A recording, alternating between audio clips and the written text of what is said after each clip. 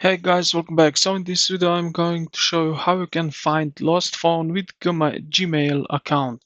So um, you will not need any special app, you just need a web browser and you need to know with which Gmail account was active on the lost phone. So what we need to do is type in here the find hub. So this is Google option here, so find hub, just like that.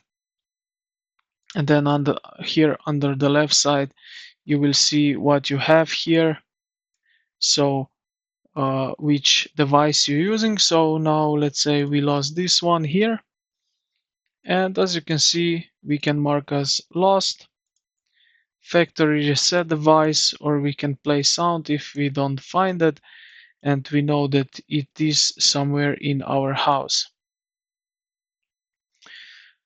And yeah, this is pretty much how you can find your lost phone.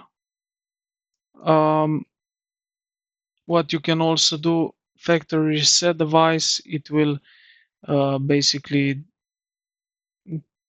do factory settings that if someone stole this device, that it won't have any special access to your data.